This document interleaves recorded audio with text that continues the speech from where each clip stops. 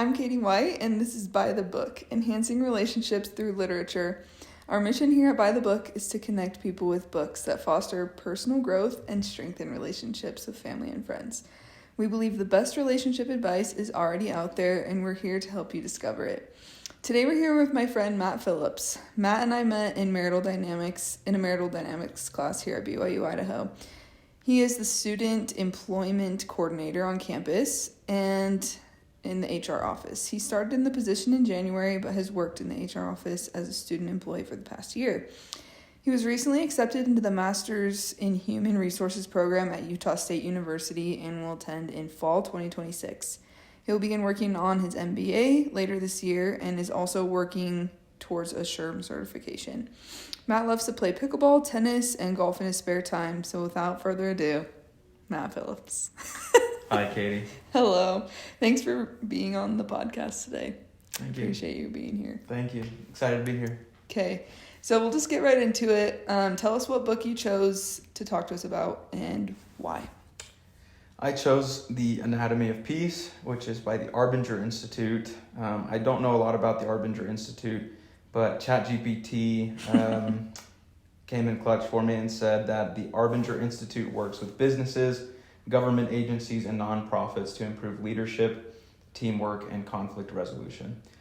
So this book is kind of in a setting of a camp for troubled youth or at-risk youth, and the workshop that the owners of the camp have, or I don't know if you call them owners, or leaders of the camp have with the parents while the kids are away, is what this book is about. So it's about a 3-day period of these camp leaders talking to the parents about how they can improve their relationships after the youth are not at the camp anymore. So how they can take what they learned from the camp and apply it at home so that they don't come back. Perfect. Okay, well, we'll just go into the next question then. How did you find the book, and how are you introduced to it? So in spring 2023, I took a parenting class from Brother Rarick, and I think you did a podcast with Brother Rarick as well. Yes. And in that class, a lot of the class is based around the anatomy of peace and kind of how we can be parents and better parents with our future children, and advocates for parents and how parents can improve their relationships with their children. So that was kind of our textbook, if you will, for that class. Perfect. I also was introduced to the book through that class. My teacher was Sister Harper. She also did a great job. Have you ever taken a class with her before? No, I haven't. She's awesome. Okay, well, we're going to get to the part of the podcast now where Matt is going to teach us a mini lesson on a main principle that the book teaches, or his main takeaway, and how that kind of relates to relationships. So I'll let you take it from here. Great. So I want to talk about kind of 3 main things that all kind of coincide with each other in the book. So in the book, they talk about getting out of the box. So the box is, we all have different boxes that we have kind of in our minds. And so you can be in the box towards someone, meaning that you have assumptions, whether conscious or subconscious, about them, or you've judged them or made a decision about that person on whether or not you like them or how you will treat them. And those decisions affect how you have a relationship with that person. So, for example, let's say a parent has a 16-year-old son, and that son really likes video games. That parent could then put that son in a box and now view that son as an object because of the decisions that the son makes. So the box you can kind of think of as a way of thinking towards someone else. And it's often a negative way of thinking. So they, in the book, talk about how to get out of the box. And there are mindsets that help you to do that. One of those mindsets is to see people as people. They talk about these 2 mindsets of seeing people as people versus seeing them as objects. And when you're in the box towards someone, you view that person as an object. You seek no understanding. You assign labels to that person. You treat them differently, whether you know it or not, because of the way that you feel about them. But when you treat someone as a person, you recognize the importance and unique value that everyone has, the differences that people have, and what make them valuable. Brother Rarick in that class, something that I love that he says is that everybody has gifts. And those gifts can be used for good or bad, and it's up to us to be able to help people to use them. So coming back to this example of a teenage boy who's just addicted to video games. Let's say it's a dad, because I'd say it's probably most commonly going to be a dad. Let's say that dad is in the box towards his son, and so what does a dad commonly do to get his son to get off video games and needs him to take out the trash? He'll come downstairs and say, "Would you get off that stupid PlayStation and take out the trash? I've asked you 17 times.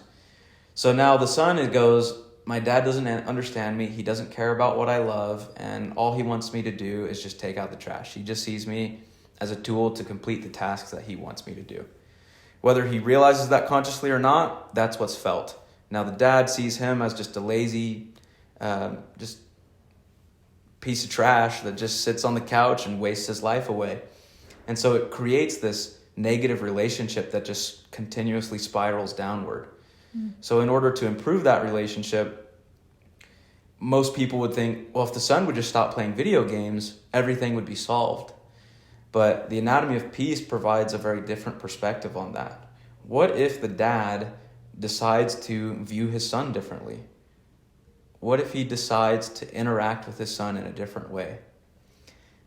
So the dad can now view his son less as an object who needs to complete a task and more as a person with desires, passions, wants, and needs. So that addiction to video games, that can be viewed as a gift of someone who can be a very hard worker and someone who is dedicated to what they love. And so now the dad is in a position where if he wants to, he can change the way he thinks about his son and the way that he interacts with him to influence him differently. Mm-hmm.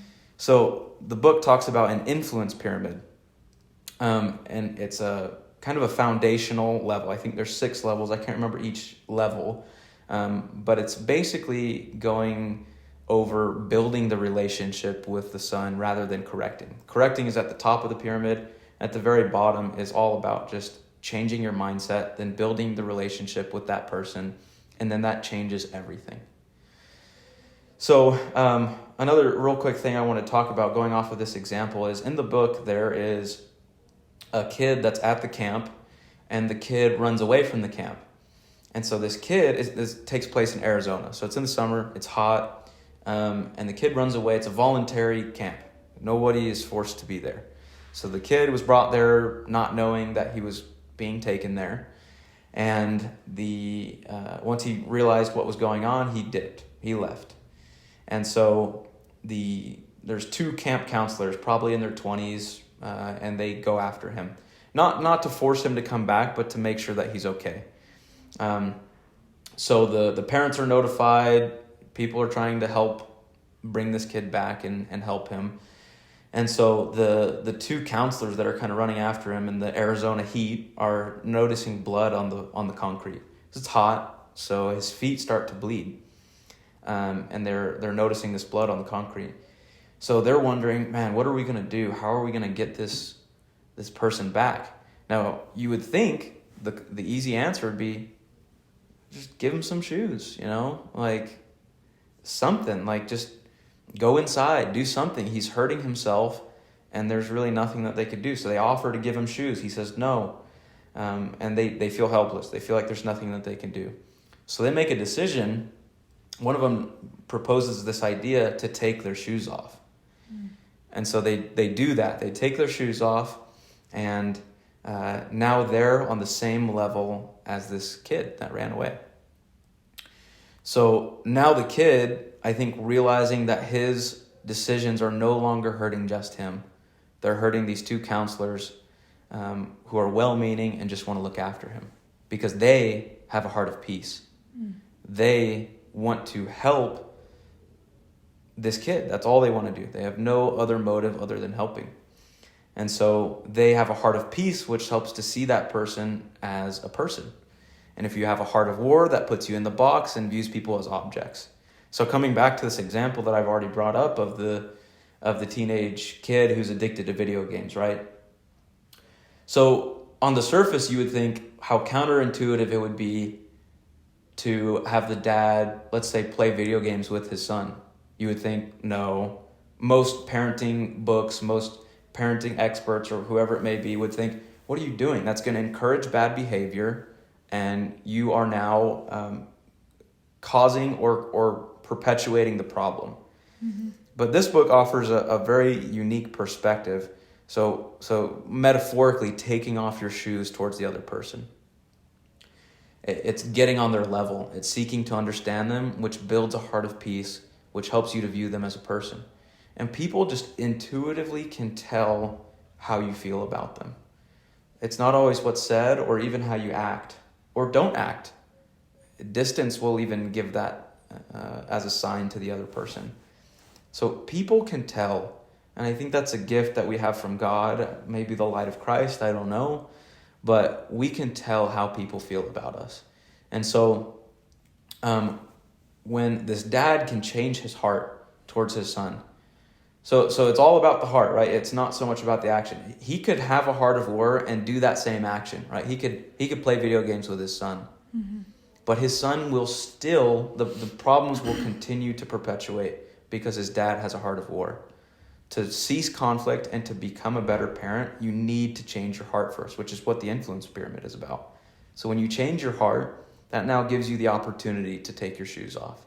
And when you do that, now think about that son. The son is no longer thinking, my dad views me as an object. My dad just sees me as someone who can complete the tasks that he wants me to. But now it's, wow, my dad loves me. My dad wants me to spend time with him. He just wants to hang out. He's not so much worried about the trash anymore. He's worried about me.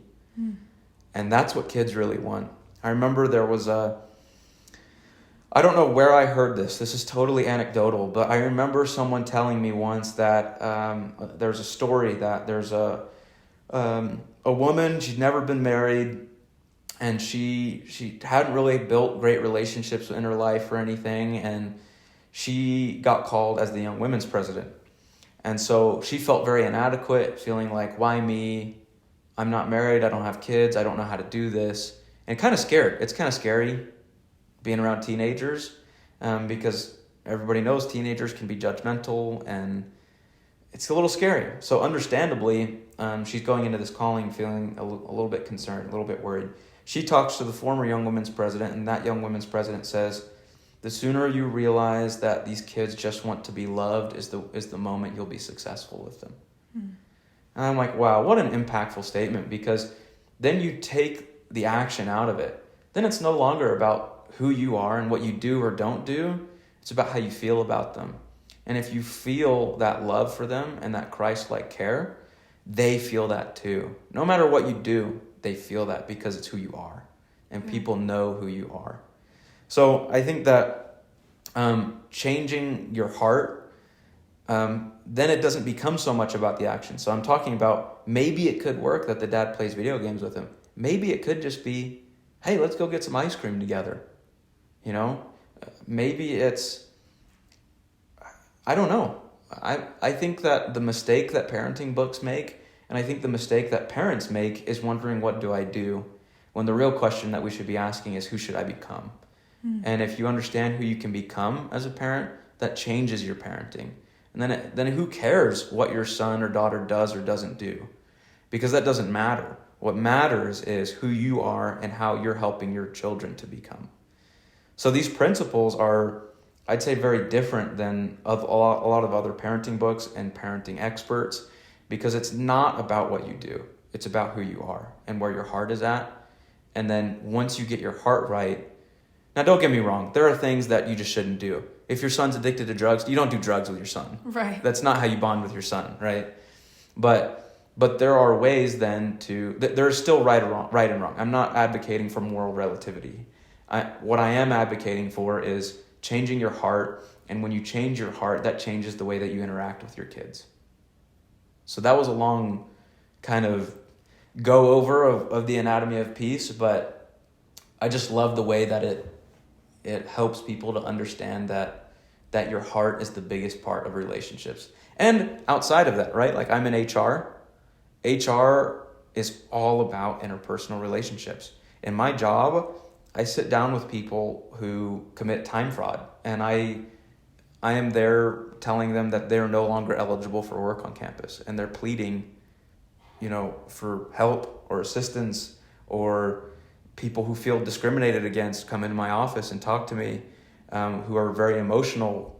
Emotions are high, and now I have to be that person who doesn't see them as an object who made a choice, but someone who is a person. So I change my heart to have a heart of peace and see that person as a person and help them to understand that their actions have consequences, but I still care for them, and that the university still cares for them. But we also can't stop a lot of their actions. So a kid who, you parent a kid who does drugs. There might be consequences that come from doing drugs, and the parent can't take those consequences away. They can't. The child made that decision. But what the parent can do is love them. And now loving them can look very different in a lot of different family situations. And I think that's when you need to involve God and when you need to involve your spouse. But for me in my position and in HR in general, I think that's huge. And why there's a common view or opinion of HR being uncaring. Or you go to HR when you're in trouble. And HR has a negative connotation to it in a business setting. But I want to change that. And I want to make HR this is a place where you can go for care, for help, for support, even if you are in trouble, quote unquote, or if you made a choice that has led to consequences in your employment. I think that everything in the anatomy of peace is applicable in any area of life, with a brother, a sister, a coworker, a friend, whatever it may be. Yeah.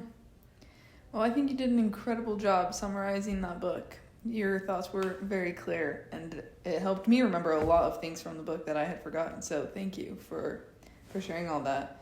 I just wanted to share a few thoughts that I was kind of reminded of as you were talking.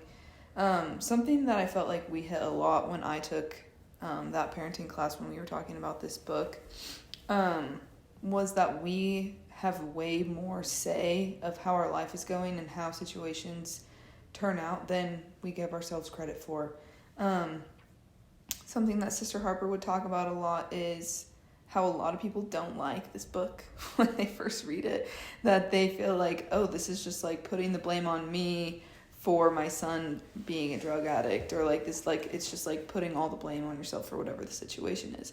And I don't think that at all is what the message of the book is, what the purpose of the book is, but rather that when we are part of the situation, whether or not we are the addict or really like the labeled problem or not, the obvious problem or not, that we still have influence, that we still can change outcomes, and that when we do have a heart at peace rather than a heart at war, we can change the situation without actually like taking away the addiction, without taking away the video games. It like you were saying, it talks about how like parents can do different things, and whether or not their heart is at war or at peace, like that is what changes the outcomes. It's not so much the action.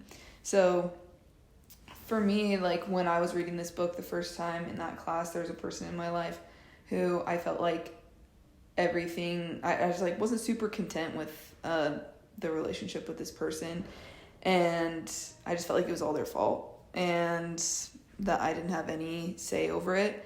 In the class, there was multiple assignments to basically apply the principles that this book teaches.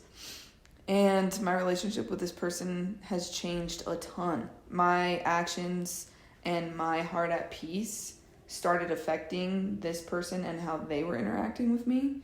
And I'm so grateful for the principles that it taught and how it changed my relationship with that person. And now that I've like done it once, right, with somebody, I feel like I'm capable of doing it again, and it's definitely something that I needed a reminder of. So yeah, I think this isn't the end all be all, right? Right. Like this is a parenting book. Like everybody should read as many parenting books as they can, Mm-hmm. because there's a lot of unique and valuable perspectives, and there's a pretty wide array of them that have very differing opinions, and I think you can get something out of every single one. But I think the thing that you get out of this one is that there's more to the problem than just them. Yeah. Like, you are part of the problem, but not all of the blame is assigned to you. And that's not what they're saying. It's not like it's not like you're the only problem. But if there's conflict goes two ways. Yeah. Conflict is never one way.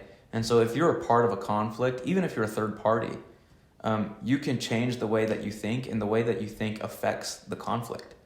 And so, I think of it almost like the topic of forgiveness, right? Like someone who gets raped, like there's no blame that goes on someone who is raped, right? Right. But that person, Christ asks us to forgive.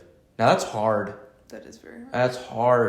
That's hard. I can't think of very many things that would be harder than to forgive someone who's raped you. Or think of it as a parent who's raped your daughter or your son. I can't think of something that's harder. But changing your heart will change the conflict. And I think that there's areas and levels of trust involved as well. Like, you can have a heart of peace, see someone as a person, but still have varying levels of trust.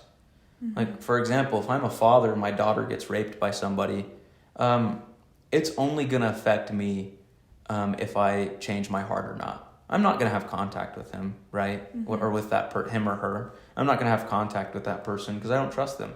And they are a detriment to my family, right?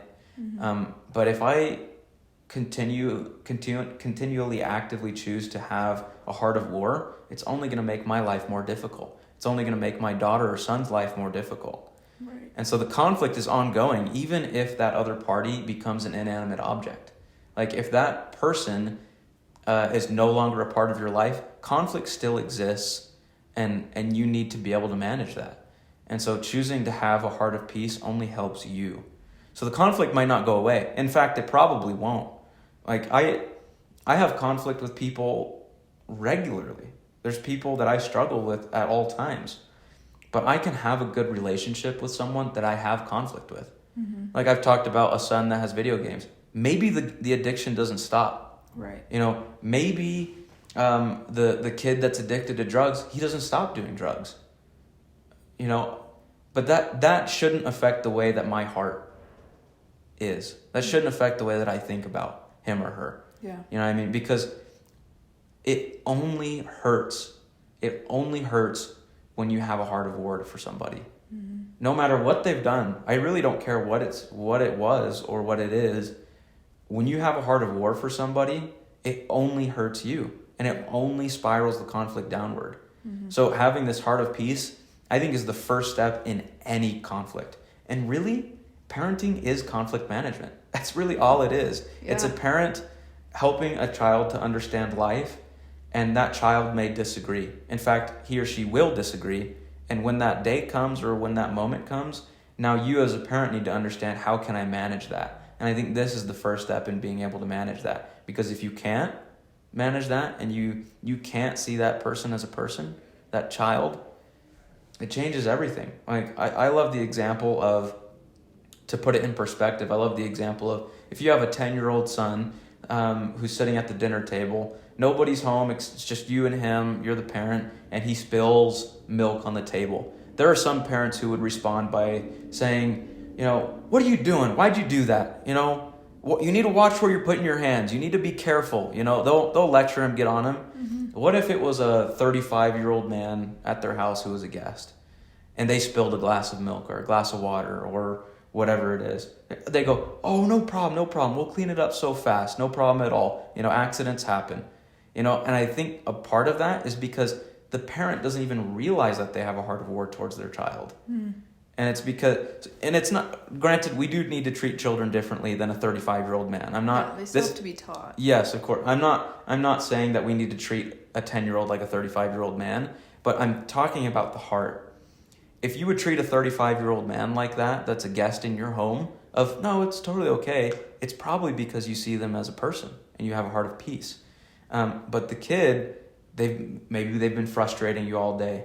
You know, they've broken something that day and they've gotten in your head. And now you just view that kid as just a snot-nosed kid who's causing you problems. And that's natural, right? Yeah. Like that happens, and it will happen to all of us, no matter how perfect of a heart of peace person we are, it will happen. It's a matter of continually trying to have that heart of peace and to seeing people as people. So I think that's what makes the difference in any conflict and being able to manage or even resolve that conflict. Yeah. Thank you for all those thoughts. At this point, I just want to ask you who you recommend the book to and why. Definitely to everybody, but I would also recommend Leadership and Self-Deception. It's also by the Arbinger Institute. I think there's another book called The Outward Mindset. I have not read that one, but I've read Leadership and Self-Deception and The Anatomy of Peace. And they're basically the same book, but just in two different settings. So Anatomy of Peace is in the kind of youth camp setting with the camp counselors and the parents. Leadership and Self-Deception is applied in a business setting. So I think it's really cool for anybody who's involved in business. I'm in HR. If you're in HR, definitely read Leadership and Self-Deception. It changes the way that you think about people in a business setting. Because like I mentioned already, these relationships and these principles that are applied in the Anatomy of Peace can be applied to any relationship. Work, religion, school, home, whatever it is. If you have a relationship with somebody, then these principles apply. And Leadership and Self-Deception does that just in a business setting. So I would apply it to, I would say Anatomy of Peace specifically to parents and everybody, and Leadership and Self-Deception to business leaders and businessmen or women anywhere in the world, and how they can improve as a manager or as an employee or as a son or a daughter or a father or mother. So yeah, well, I can just second that. I read both of those books and they both just really opened my eyes to how I have a lot more control over my life than I thought that I did, and they both just helped me a lot. So thank you so much for your thoughts. Do you have anything else that you want to add before we wrap this up? I don't think so. Okay, perfect. Thanks for being here, Matt. Thanks, Katie. All right, so thank you to our audience for joining us today on By the Book. We hope that you've enjoyed your time with us. The link to the book on Amazon and Audible will be in the show notes. So let us know in the comments if you end up reading this book or any other books referenced, and let us know your main takeaways as well. We'll see you next time. This podcast was created to help fulfill class requirements in my Teaching Family Life Education class, taught by Dr. Daryl Higgins at Brigham Young University, Idaho, as I work towards a bachelor's degree in marriage and family studies. Thank you.